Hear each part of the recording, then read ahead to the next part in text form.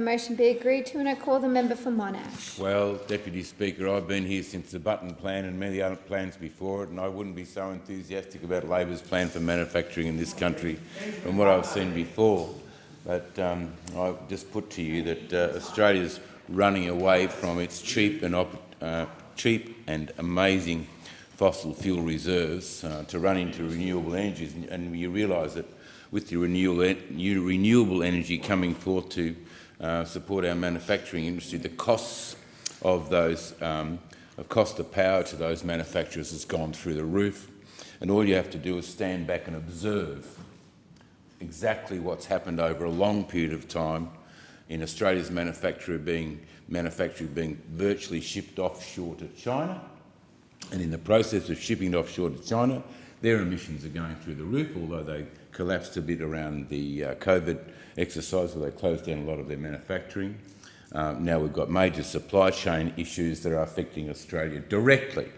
You'll be feeling them in every area of your activity. Just go to medicines, for prescription medicines right across this country at the moment, the shortages that are there, and what the TGA is saying about paracetamol at the moment. They're going to reduce the number of pills because they're all supply chain issues. They are everywhere. And this because we have become a country that is not self-sufficient in manufacturing, because we have closed our coal-fired power stations to the point where we haven't got that baseload cheap power. Victoria was built on Latrobe Valleys, and I represent Latrobe Valley.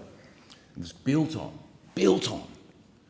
the fact that we had that cheap energy that was able to fire up our manufacturing industries. And what we have done now is move the whole lot to another country, and we say, but we're reducing our emissions. Yes, but we've moved the manufacturing to another country where their emissions are exploding, where they are opening coal-fired power stations by the dozens, where we're moving our manufacturing to Vietnam, and we're moving our manufacturing to India. And the best example was the other day that in the UK, their motor vehicle manufacturer, one of the motor vehicle manufacturers, is dropping 800 of their 1,600 employees so they can move their manufacturing to America, because America now has green subsidies. Sure. And the renewable energy in this country, if there were no subsidies, there'd be no wind farms, not one. There wouldn't be one wind turbine in this country if there were no subsidies. If there were no subsidies originally, there wouldn't have been the rooftop solar panels that we're talking about in this country. All renewable energy relies on government funding for their renewable energy. In other words, yours and my money. And I looked at the bigger picture. There was a very good article in the Australian today on electric vehicles and the truth around them right across the world. And I'll be speaking to that a bit later on in the House.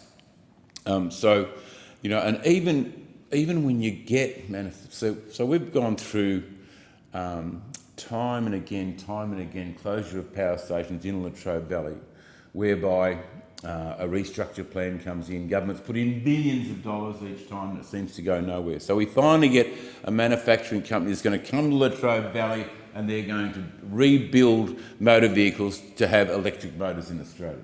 So we're going to have our own manufacturing plant right there in Latrobe Valley, and it's really exciting. About the member that just spoke talked about the town of Collie and a whole lot of perhaps good ideas, but they are yet to come to fruition. So we get this manufacturer down there, they get the subsidies, they get the support from the state government, they get the support from the local council, they get all the offers in the world, and they decide, because of logistics, it's probably better to do it in Dandenong. Probably better to do it in Dandenong, not Latrobe Valley. So Latrobe Valley misses out again on that manufacturing opportunity for lots of other reasons. Lots of reasons that, companies decide what they're going to do, and they will decide to manufacture offshore if that's their best approach. And that's what's happening in this country, in the UK, right across Europe. They are exporting their manufacturing to other countries whose emissions are going through the roof, and ours are diminishing because we're losing all the manufacture that once made this nation great. It gave opportunities for people to work, it fed families, and we're diminishing that, and I don't know why we are kicking ourselves in the face.